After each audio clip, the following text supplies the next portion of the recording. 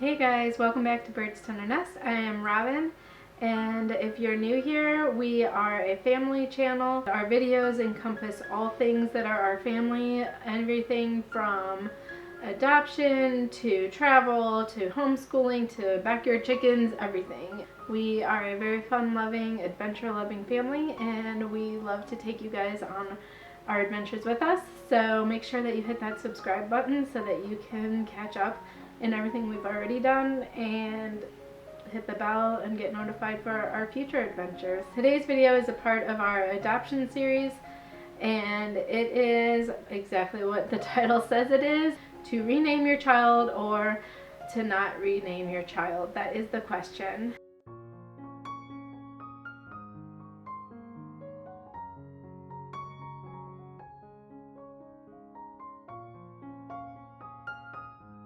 It's a major decision to make in your adoption journey, and it's not one to be taken lightly. It's like a heated topic on some of the adoption forums because people do feel very strongly about names. I mean, it's a part of your identity, it's a part of who you are, and to change it after adoption is it's a big deal, especially if you're not adopting a newborn from, a private adoption. If you're adopting through foster care like we did, they've had that name from their birth. To change it is an adjustment for everybody, and everybody's got their own choices to make and their opinions, and I support all of those options. Ours is as unique to us as it is to anyone else, and it's as important to us as it is anyone else. This is not saying that our choice is right or wrong, but it's just the choices that we made that we felt was best for our family and our children. We adopted 4 children. Our family was built on adoption, and so I'm going to go through each child and their situation, whether or not we decided to change their name at adoption, and if we did, where did their name come from, how did we choose it, all of that. So I'm going to go in order of adoption. Elliot was our first child we adopted, and so I'm going to start with him. Elliot came to us as a newborn. We've had him his entire life, and we picked him up from the hospital. We took a lot of things into consideration. We took into consideration the biological family. If you've seen our other video from our adoption series, you know that biological families are important to us. We try to keep them in the children's lives as long as it's appropriate, and so obviously we're not here to offend them or anything like that. So we did take them into consideration in our decisions, but ultimately it's up to us, and so that's really something that I feel like needs to be said. So Elliot came to us as a newborn. We picked him up from the hospital, and we have had him ever since. When we decided whether or not to change his name from his birth name to a different name that we would change at his adoption or not, we weighed it out a lot. Things that we considered was he's been with us his entire life, and the fact that his biological parents created him and carried him to gestation and gave birth to him. We considered all angles of it, and we also even spoke to one of his biological family members. The person asked us, and they actually said, they think that we should change his name. So we did consider that pretty heavily as well. In the end, we decided that we wanted to change his name. We wanted to give him a name that came from us. And so what that looked like was looking at lots of baby name books, mostly on the internet, like nameberry.com, seeing what the trending names are and all that fun stuff, because you don't want to be too trendy. And the biggest thing that we wanted was Eli's family. The men in the family they don't name their children after them in the traditional sense. They name their children with the same initials. It's like 3 generations deep now of the same initials, of being E-J-T. And so we had to find E names that we liked and J names that we liked. And we, made lists and narrowed it down, and we landed on Elliot because it's such a fun and whimsical name, and it really felt like it suited him since we got to know him before getting to name him, which you don't really get that when you give birth, Felt like it really suited him. And then we chose the middle name Jude because, again, it felt like it suited him, and because we liked how it sounded with Elliot, and it was also kind of whimsy feeling, fun, and yet like the name Elliot Jude feels whimsical and fun for a little boy, but it also sounds like a strong name for an adult man. So we really loved those two names together. And then we took it a step further because we wanted to honor the traditions of Eli's family. I also wanted to include one of my favorite people in the world in his name, and that's my grandfather. So we gave him his first name. So in order to keep the initials EJT, we hyphenated the two middle names. So his full name is Elliot Jude Roger, and so he still has the EJT, but so his full middle name is technically two names hyphenated together. I absolutely love his name. I love the name Roger. I love my grandfather.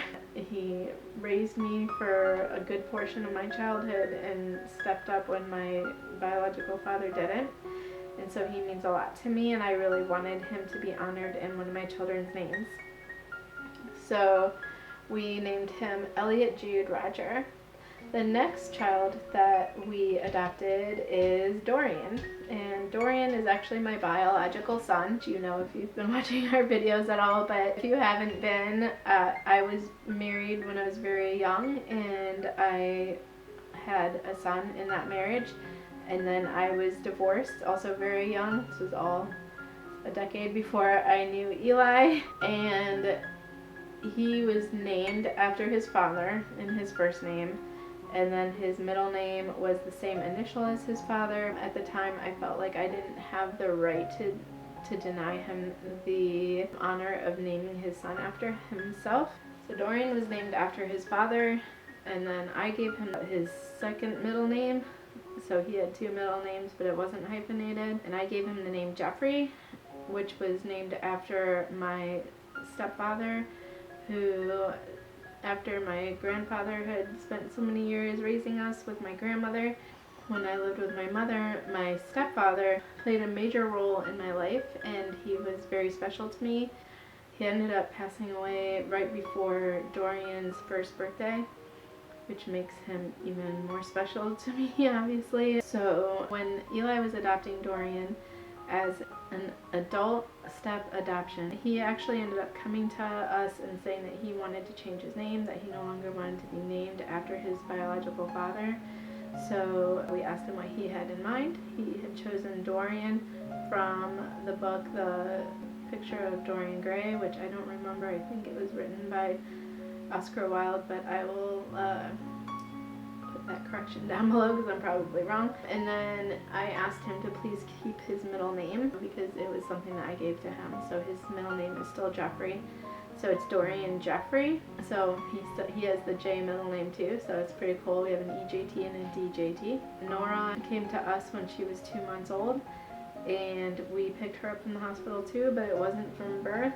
So there was different circumstances to consider as far as her time with her biological family. We took a lot of time and consideration, but I'll tell you that the first time I picked her up and held her at that hospital, I knew as soon as I looked at her that she was going to be my Norah Jane, because Norah Jane was always my girl name. We actually had to nurse her back to health and take her through a lot of stuff to get her to be the strong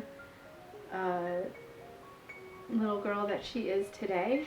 And so in the end we decided to change her name because of everything that we've been through, and although we know that, you know, her biological family named her a very special name to them, we didn't know that meaning at the time, and we also just, I mean, we were the ones who raised her the whole time. And so we decided that we should get to name her the name that we had picked out for her. And then here come the kids. We chose the name Norah Jane because it's always been a name that I've loved. Norah and Jane are both very classic names, but together they feel so whimsical, and it just like floats in my heart. I love it so much. And that's the name that we gave her. I actually almost did Eleanor Jane just so she'd have the EJT name, but Eli said, no, we've always wanted a daughter, you name her Norah Jane. And so I did.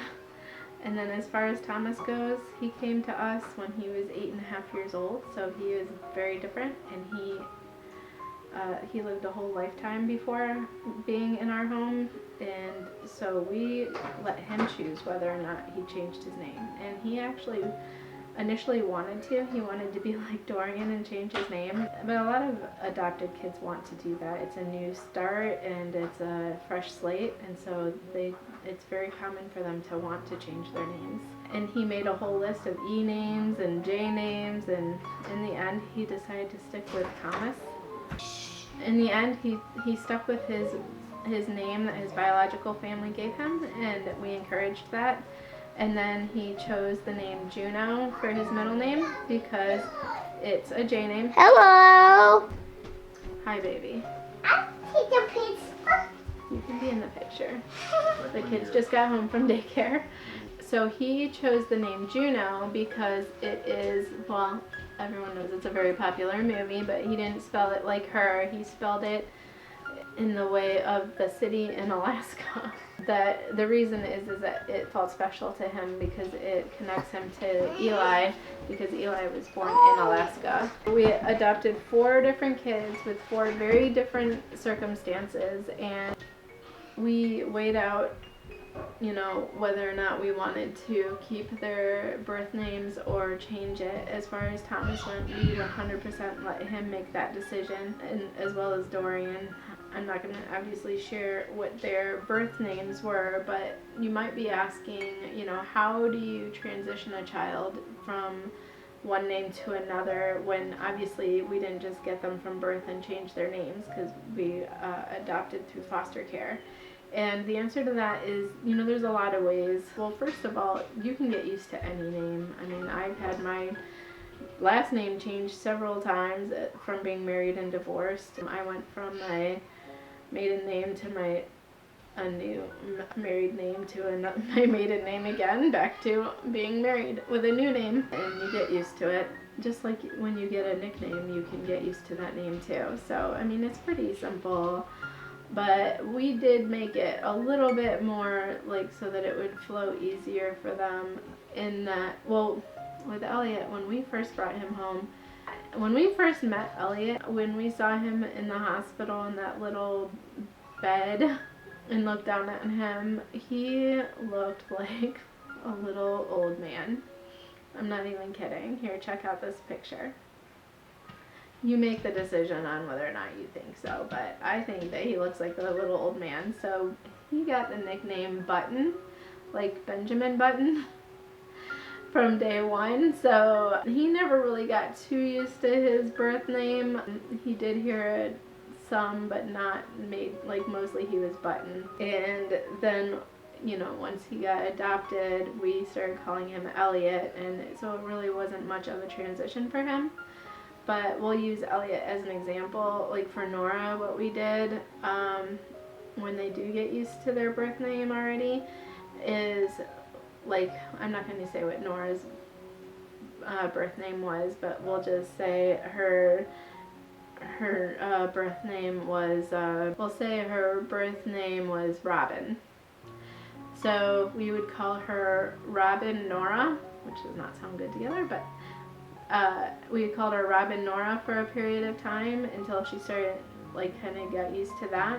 And then we flipped it and called her Norah Robin for a period of time, a week or two. And then we just dropped the Robin and called her Norah. And it was an easy transition. It didn't really even take a week or two for any of it. And, there was never a time when she felt confused or acted confused by her name.